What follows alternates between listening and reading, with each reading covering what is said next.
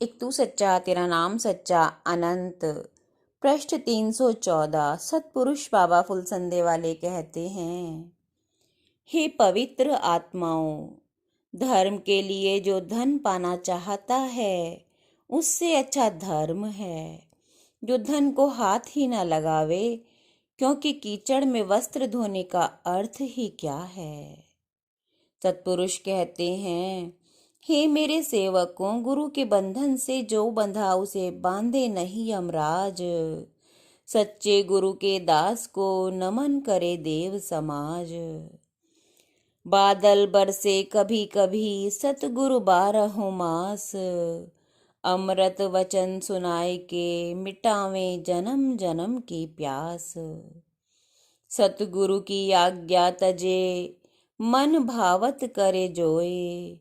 3 लोक में दुख सहे मन मुख जानो सोए। गुरु की आज्ञा भंग करें फिरे बीच संसार। 100 पापों का भार सर पर कभी न हो निस्तार। गुरु को जो नहीं से वहीं कहीं न वो ठोर न पाए। गुरु की सेवा बिना जन्म जन्म पछताए। मन आवे जो सतगुरु को तू अंट शंट बक देत। मर करके शमशान में सो वृक्ष होवे या प्रेत। मानुष का तन पाए के जिन सतगुरु की ना नाही। ऐसे निगुरे मन मुख का मुख मत देखो कोई। जप मंत्र गुरुदेव का धर गुरु चरण में ध्यान। अर्थ विचारे शब्द का पावे ब्रह्म विज्ञान। संसार सिंधु रूपश्च मीन रूपश्च मानवः। जंजालो जाल रूपश्च काल रूपश्च धीवरः। संसार समुद्र है और इस समुद्र में मनुष्य मछलियों की तरह हैं। काम क्रोध ममता और अहम से निर्मित जाल है और काल रूपी धीमर है जो जंजाल रूपी जाल डालकर उसे पकड़ लेता है। उज्जैनी में नागदत्त नाम का एक प्रसिद्ध सेठ था। वह किसी राजा महाराजा से कम नहीं था। वह कारीगरों से एक महल जैसा दिव्य भवन बनवा रहा था कि काल देवता एक मुनि का भेष बनाकर आए और हंसकर चले गए।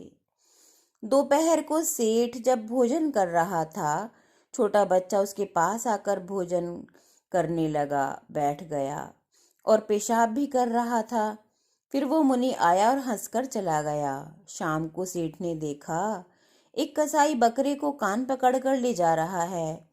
वो बकरा छूटकर सेठ के पास आ गया और उसे करुण नेत्रों से देखने लगा, मानो कह रहा हो मुझे बचा लो। सेठ को दया आई और कसाई ने 30 स्वर्ण मुद्रा मांगी। सेठ ने दे दी, पर लोभ ने उसे दबा लिया।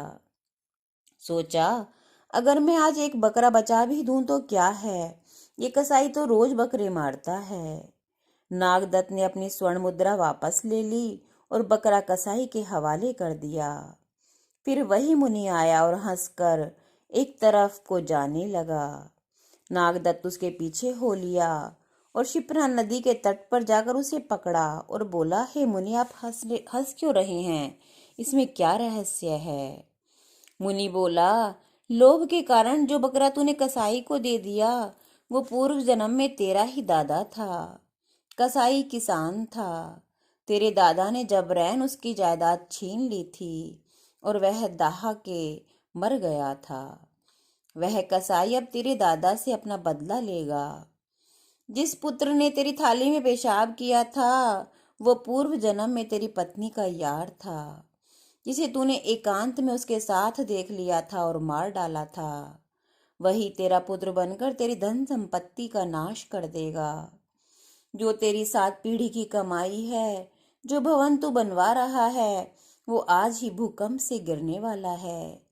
तू कल का सूर्य नहीं देखेगा। नागदत्त के होश उड़ गए। वो बोला, प्रभु आप कौन हैं? मुनि बोला, मैं काल देवता हूँ।